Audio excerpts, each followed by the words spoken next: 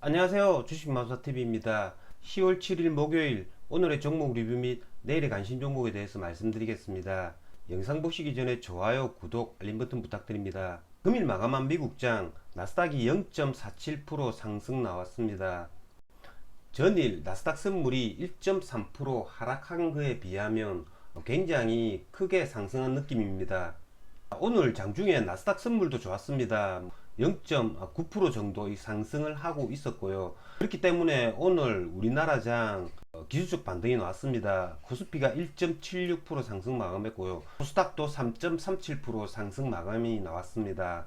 자, 어제 제가 방송에서 말씀을 드렸습니다. 오늘 나스닥이 1% 이상 하락을 한다면 우리나라장 같은 경우에는 오늘 2850포인트 정도 갭 하락으로 시작을 한다면 거기가 저점일 가능성이 많다라고 말씀을 드렸는데요. 여러분들 저점을 찍을 때 우리나라 장만 봐서는 안 됩니다. 같이 열리는 대만 그리고 일본 이런 아시아 증시를 비교를 해보면서 차트를 보면서 같이 저점을 찍어 나가는 겁니다.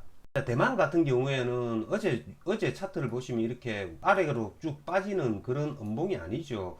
어제 대만이 이런 차트를 만들었기 때문에 거의 저점이 아닌가라는 생각을 했고요. 니케이도 역시 마찬가지입니다. 일본 니케이 같은 경우에도 어제 아래꼬리를 만드는 음봉을 만들었다라는 거죠. 홍콩도 역시 대만이랑 비슷한 모습을 보였죠. 중국 같은 경우에는 휴장이었기 때문에 고려할 대상이 아니고요.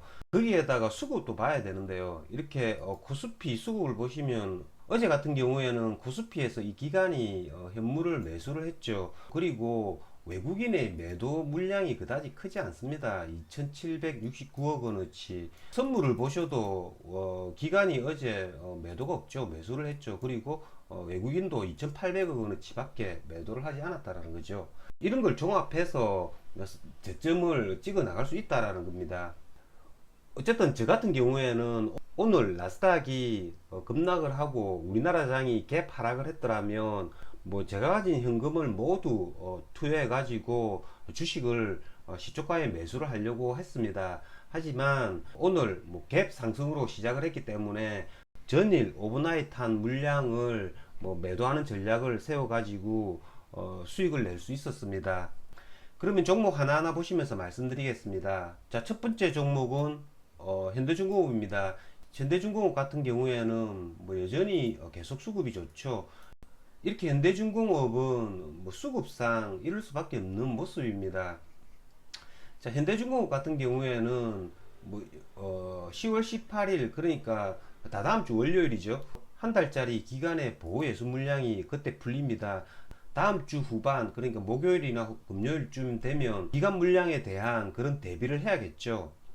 자, 다음은 카카오인데요. 카카오 같은 경우에는 오늘 극적인 반등이 나왔습니다. 5.7% 반등이 나왔고요. 기간 수급이 이틀 동안 이렇게 들어왔습니다. 어제 같은 경우에는 외국인 기간 이렇게 동시 매수를 해가지고 그 외국인들이 오늘 이렇게 단타치고 나갔죠. 그게 중요한 게 아니라 오늘 기간이 이렇게 60만 주 순매수를 했다라는 거. 기간에 의미 있는 물량이 이렇게 오늘 주가가 기술적 반등을 해줌에 따라서 오늘 같이 들어왔다라는 거죠. 기간 중에서도 이렇게 연기금이 25만 주, 투신이 10만 주, 금융투자가 23만 주 이렇게 골고루 들어왔다는 겁니다. 그렇기 때문에 이제는 카카오가 이 자리가 저점이 아닌가라는 생각이 들고요. 지수가 다시 폭락을 하지 않는 한 카카오가 한 11만원대 중반 이런 자리에 다시 온다면 충분히 매수가 가능하지 않을까라는 생각이 듭니다.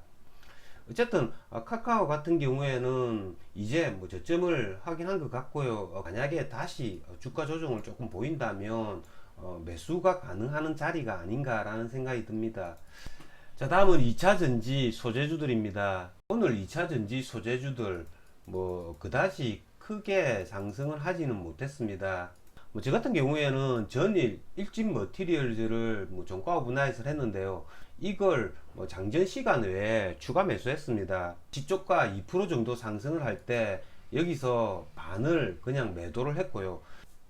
그 다음 나머지는 이런 자리죠. 얘가 아침에 이렇게 다시 10만원을 무너뜨리는 모습을 보였기에 오늘 힘이 없겠구나 라고 생각을 하고 나머지 반을 10만 1,000원 여기에 전량 매도를 했습니다. 오늘 2차전지 소재주들이 대부분 주가가 장중에 그다지 좋지가 않았습니다. 왜냐하면 얘네들은 다른 애들이 빠질 때 안 빠지고 주가를 지켜주었기 때문에 이렇게 기술적 반등이 나올 때 추가 상승하지 못하고 다시 얘네들은 하락을 해주었다라는 거죠.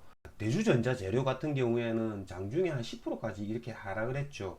이런 것도 보시면 오늘 충분히 단타는 가능했습니다. 이렇게 강한 애들이 20일 이동 평균선에 한번 이렇게 타치를 할 때 한번 이렇게 꼭 단타는 주죠.